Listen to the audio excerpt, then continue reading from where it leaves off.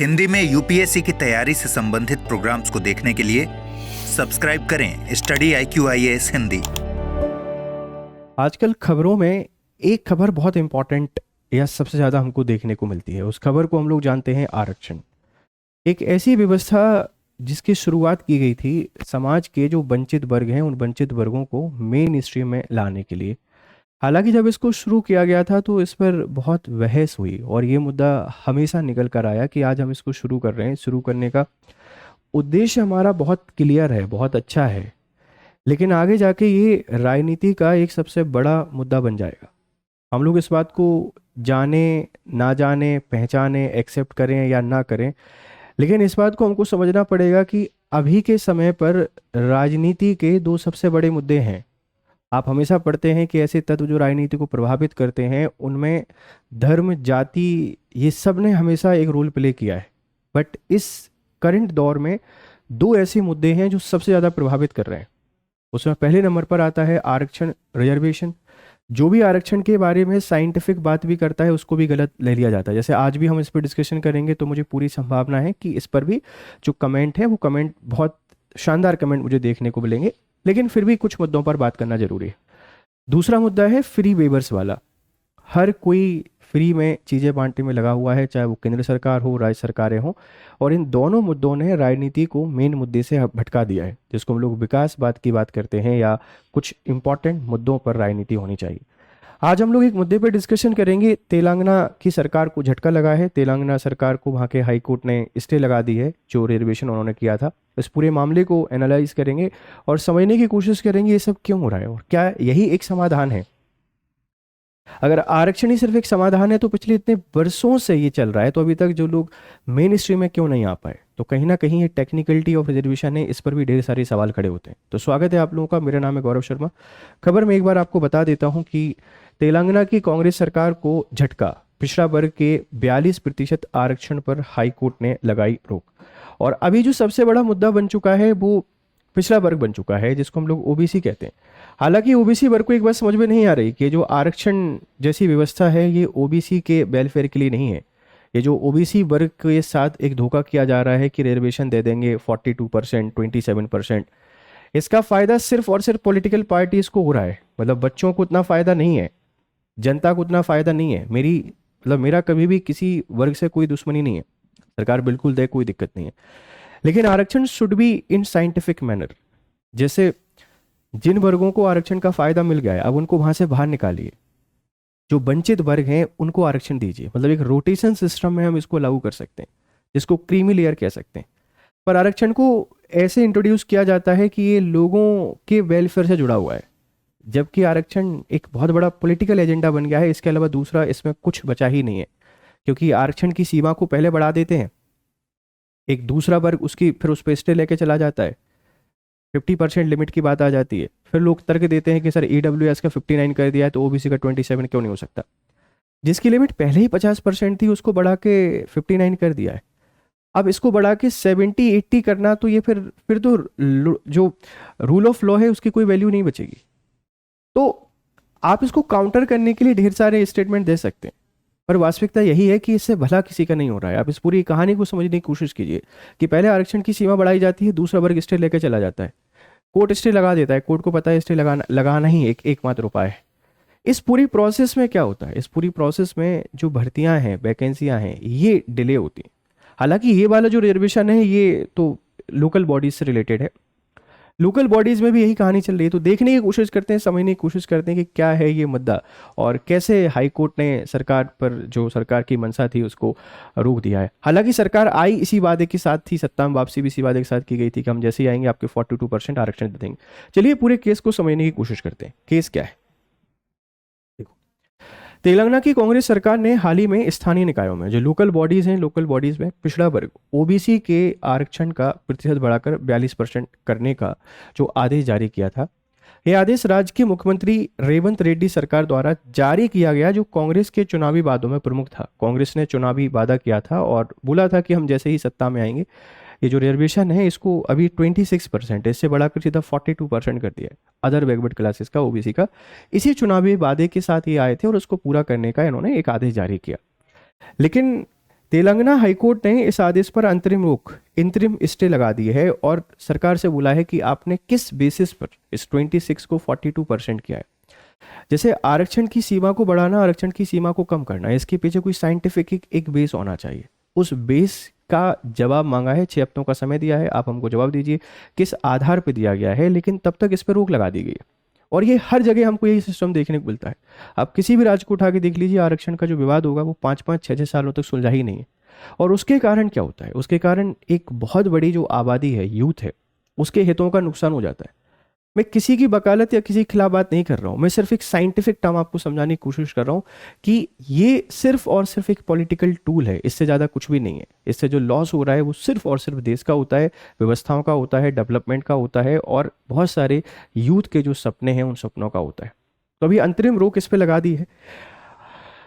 तेलंगाना सरकार ने स्थानीय निकायों में पिछड़े वर्ग का जो आरक्षण था इसको 24 से 42% किया है, मैं 26 बोल रहा था, 24 से सीधा 42% कर दिया था। इस आदेश में पहले से मौजूद अनुसूचित जातियां, जैसे अगर मैं बात करूं तो एससी का 15% आरक्षण ऑलरेडी है, अनुसूचित जनजातियां एसटी का आरक्षण 10% पहले से है। मतलब अगर मैं यहाँ आपको समझाने की कोशिश करूं तो कहानी क्या है कि ओबीसी जो है, इस ओबीसी के पास 24% आरक्षण है, एससी के पास ऑलरेडी 15% आरक्षण है और एसटी के पास 10% आरक्षण है। अगर हम इसको ऐड करते हैं तो ये 49% हो जाता है, राइट? 49% के आसपास हो जाएगा। 24, 15, 39 और 10, ये आपका 49, राइट? अब अगर ये 24 से 42% कर रहे हैं तो 42% करने का मतलब क्या है कि सीधी सी बात है कि इसको इंक्रीज कर रहे हैं, तो इसकी जो लिमिट है वो 67% पहुंच जाएगी। अब 67% आरक्षण करने का मतलब क्या है? 67% आरक्षण करने का मतलब ये है कि सीधा जो लिमिट है, इंदिरा साहनी जो केस है 1992 का, उस लिमिट को क्रॉस कर देना।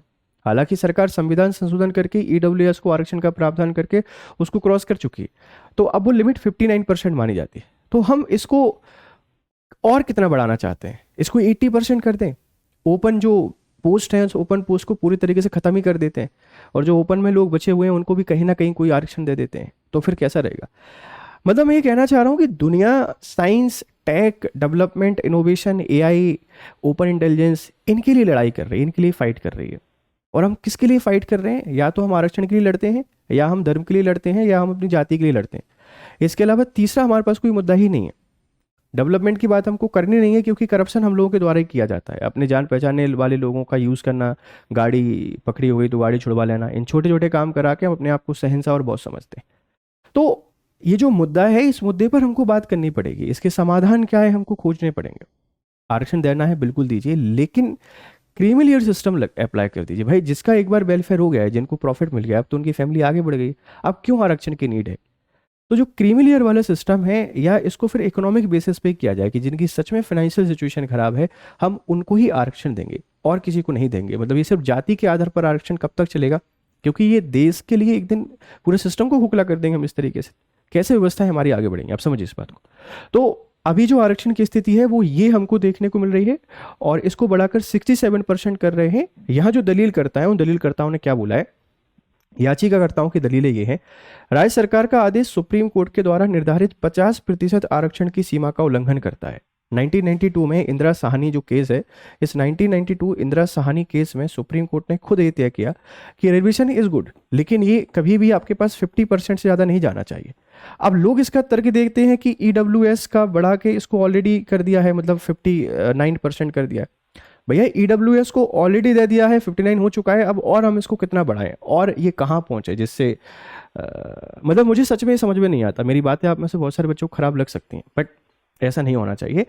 जिनको ज़रूरत है उनको जरूर आरक्षण मिलना चाहिए, ताकि वो मेन स्ट्रीम में आ चुके हैं, पर जो मेन स्ट्रीम में आ चुके हैं अब वो इसको गिव अप करके एक नॉर्मल जीवन आपको मिल गया है। जैसे मान लीजिए मेरे पैर में कोई दिक्कत हुई तो मैं जो सपोर्ट सिस्टम के थ्रू ठीक हो गया, अब ठीक हो गया तो सपोर्ट सिस्टम को लेकर नहीं चलना चाहिए ना, उसको छोड़ देना चाहिए, वो किसी और के काम आएगा। सेम कहानी हमको यहाँ पर आरक्षण के बारे में सोचना पड़ेगा, राइट?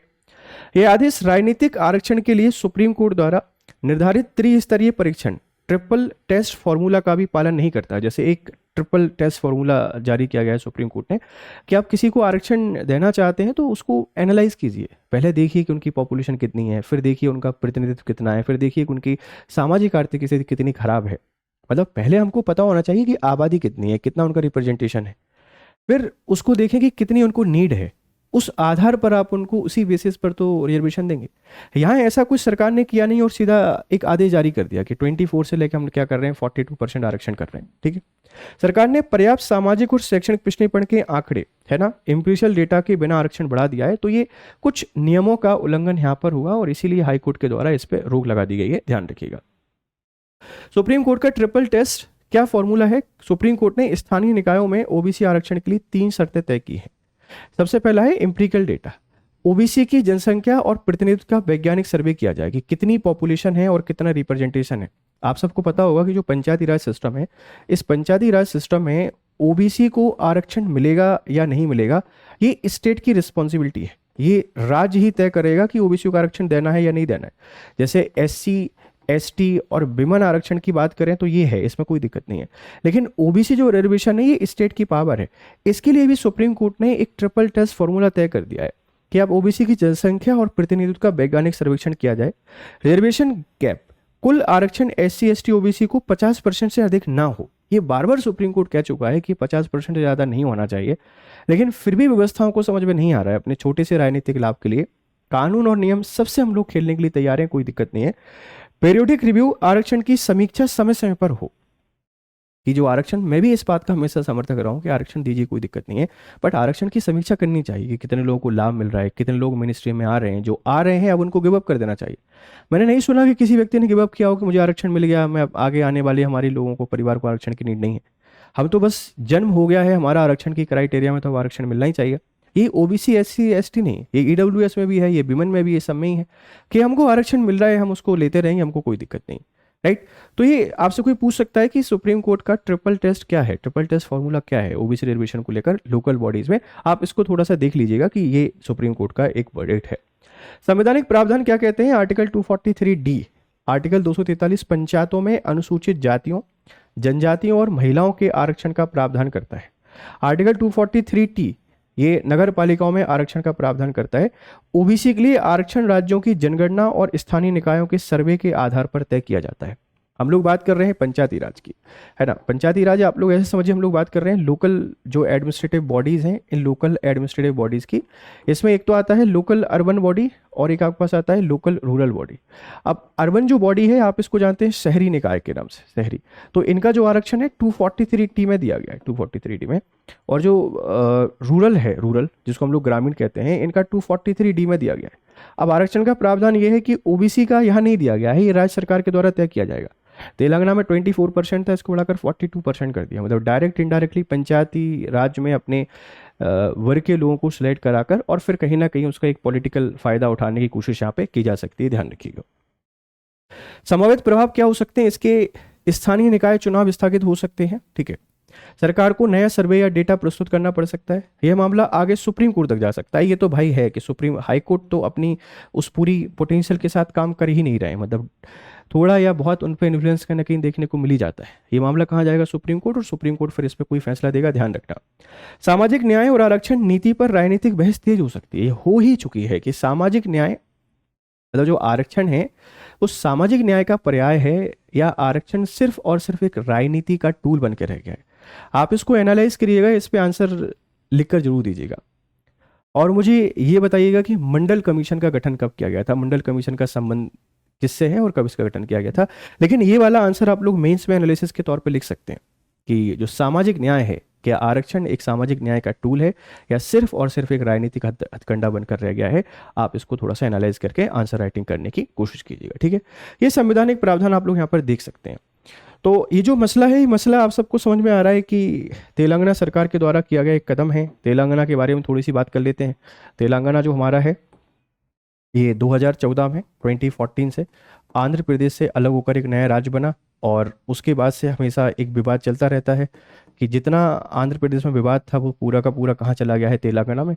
और आप मुझे बताइएगा कि रॉयल सीमा की लंबाई कितनी है, क्योंकि आंध्र प्रदेश और तेलंगाना के बीच में एक नेचुरल जो बाउंड्री बनाती है वो रॉयल सीमा बनाती है। एक बात मैं आप लोगों को बता दूं कि मेरी आरक्षण से कोई परेशानी नहीं, मुझे कोई दिक्कत नहीं है। बट दुख होता है जब हम लोग देखते हैं कि दुनिया चांद पर जा रही है, दुनिया कहीं और जा रही है, दुनिया कुछ बहुत सारी चीज़ें बना रही है, लेकिन हम लोग अभी भी किस में उलझे हुए हैं? हम अभी भी आरक्षण की लड़ाई पे उलझे हुए हैं। इसके बहुत सारे नेगेटिव इम्पैक्ट भी पड़ते हैं। अगर मैं आपसे बात करूं इसके इम्पैक्ट को लेकर, जैसे सोशल इम्पैक्ट, कहीं ना कहीं आरक्षण ने हमारी सोसाइटी को बांट दिया है। धर्म पहले से बांटा हुआ था, आरक्षण ने हमको जातियों में बांट दिया है। एक जाति दूसरी जाति से हेट कर रही है। इसके कारण कहीं ना कहीं कम्युनल वॉयलेंस हो रहे हैं। इसके कारण झगड़े, दंगे, फसाद, बहुत सारी चीज़ हो रही हैं, जिससे पूरी शांति और सोशल हार्मोनी हमारी डिस्टर्ब हो रही है, पहली चीज़। दूसरा, अगर मैं आपसे बात करूं इकोनॉमी में, तो आरक्षण के कारण लड़ाइयाँ होती हैं, दंगे फसाद होते हैं, बहुत सारा आर्थिक लॉस हो जाता है। नीतियाँ नहीं बन पाती हैं सही तरीके से, तो एक्चुअल जो डेवलपमेंट और वेलफेयर है वो भी नहीं हो पा रहा है। और एट द एंड कहीं ना कहीं ये सब चीज़ें सिर्फ और सिर्फ पॉलिटिकल अपने फ़ायदे के लिए की जाती हैं। इनका ग्राउंड रियलिटी कुछ भी नहीं होती है। मतलब एक साइंटिफिकली एक बार सोच के देखना चाहिए कि यही सिर्फ एक टूल है सभी चीज़ों को सही करने का। तो पिछले 50 सालों से सारी चीज़ें चल रही हैं, चाहे हम लोग शैक्षणिक आरक्षण की बात करें या ये पॉलिटिकल रिजर्वेशन की बात करें। सच में अगर कोई हकदार है तो महिलाएं हैं, क्योंकि महिलाओं का बहुत शोषण हुआ है। या वो तबका है जो आर्थिक तौर पर गरीब है, जिसके पास संसाधन नहीं है। वो एससी से भी हो सकता है, एसटी से हो सकता है, ओबी से हो सकता है, वो अनरिजर्व कैटेगरी से कहीं से हो सकता है। तो साइंटिफिकली अब हमको आरक्षण पे बात करनी पड़ेगी। आपको क्या लगता है? आपकी राय हमको जरूर दीजिएगा, और अगर किसी की भावनाएं आहत हुई तो प्लीज़ मुझे माफ़ करिएगा। चलिए फिर आपसे करते हैं मुलाकात, और इंदिरा साहनी बात पे हम एक सेपरेट वीडियो आपको लेकर आएंगे कि इंदिरा साहनी बात 1992 का एक केस है। जब मंडल कमीशन बना, उस मंडल कमीशन ने जो रिजर्वेशन का रेट, मतलब जो परसेंटेज बढ़ाई, उस परसेंटेज को चैलेंज किया गया कोर्ट में। सुप्रीम कोर्ट ने बोला कि आपने 27% ओबीसी रिजर्वेशन किया है, ये ठीक है, लेकिन ये लिमिट हमको ध्यान रखना है कि 50% ज़्यादा नहीं होनी चाहिए। तो यही आपका इंदिरा साहनी केस है, और ये बहुत बड़ा लैंडमार्क वर्डिक्ट माना जाता है आरक्षण को लेकर। ढेर सारे और भी मुद्दे हैं आरक्षण से रिलेटेड, उन पर कभी डिस्कशन करेंगे। तब तक आप लोग खुश रहें, मस्त रहें। Have nice time, good day to all. Sorry, जाने से पहले आपके लिए ये हमारा एक बैच है, सामान्य अध्ययन fast track foundation P2I course. अभी हमारी ये ग्रेट इंडियन फेस्टिवल सेल चल रही है, और ये 11 अक्टूबर इसकी आखिरी डेट है। आप अपने जनरल स्टडीज़ के कोर्सेज में एनरोल कर सकते हैं, बेहतर तरीके से प्रिपरेशन कर सकते हैं, और अपने सपनों को पूरा कीजिए स्टडी IQ के साथ। Have nice time, good day to all. Hindi में यूपीएससी की तैयारी से संबंधित प्रोग्राम्स को देखने के लिए सब्सक्राइब करें स्टडी IQ IAS हिंदी।